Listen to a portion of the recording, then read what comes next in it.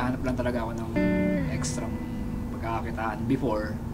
So naghanap ako sa YouTube, sa Facebook. So nakita ko nga to, yun, Load Extreme, loading. Kaso maraming pros and cons. Sabi ko, sige, puntahan ko na lang yung office para masigurado ko na talagang totoo nga itong business na to. Ginawa ko tong Load Extreme, syempre part-time. Kasi nga, full-time employee ako. So after ng office, pag-uwi ko sa bahay, ayun, so aralin ko muna siya. Binasa-basa ko yung mga guides na binigay sa akin. Basta every time na meron akong pagkakataon, mga vacant time ko, actually hindi na ako masyado nanonood talaga ng TV. So doon ko inaaral maigi yung business. Then, yan, tuwing Saturday, Sunday, yan, yung mga free time ko, doon ko siya binibigyan ng oras para gawin ng maayos yung negosyo. Actually, nung nag-start ako sa Load Extreme, syempre medyo mahirap din kasi nga medyo limited yung time ko kasi nga full-time employee ako. So Monday to Friday, minsan Saturday may pasok din ako. So ang pinakakalaban ko talaga dito yung oras. So kailangan ko pag i-balance yung oras ko sa pamilya, oras ko sa trabaho, oras ko para sa sarili, tsaka oras para sa negosyo. So yun ang pinaka main struggle ko, at yung mga failure ko naman is mahirap kasi minsan kumausap sa tao eh. So, para nakakahiya. Minsan naman, sasabihan ka pa na, andyan na si recruiter, mag-recruit na naman. Pero hindi ko na lang pinansin, tinuloy-tuloy ko na yung business.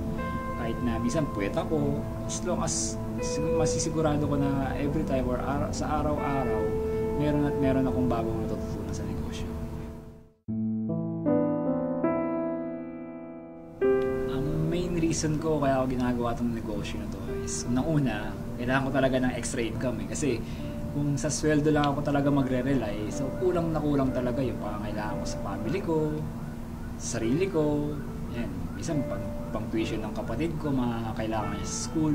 So, yung extra income ko na nakukuha dito, napakalaking tulong eh, kasi hindi na ako namumroblema sa araw-araw kung saan nakukuha ng panggastos ko sa bills, sa Maynilad, sa Meralco. Actually, yung ATM ko, yung salary ATM ko before talagang nakasanla yun, as in every year na lang, parang 2 years yata siya na nakasanla siya, tapos naglo-loan lang ako everyday. Puro utang, basically puro utang before talaga. Then yun nga, dahil nga sa Load Extreme, kahit pa paano, nabawasan na yung mga utang hanggang sa nawala na siya, then tuloy-tuloy na yung income ko. Natuwa na rin ako kasi nga hindi na ako namumroblema. May peace of mind na ako na pagising ko kinabukasan, wala nang problemahin na bayarin sa bills, o minsan pag may kailangan ng pera sila nanay, father ko, mga kapatid ko, naibibigay ko naman. Maraming binago sa akin sa Load Extreme. Una sa pagkatao ko pa lang is, dati kasi mahihain talaga ako, sobrang mahihain ko, kaya ayaw kong kumausap sa maraming tao.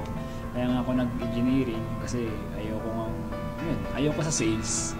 Pero hindi ko kalain na ito pala talaga yung magbibigay sa akin ng magandang income bukod sa pagiging employee.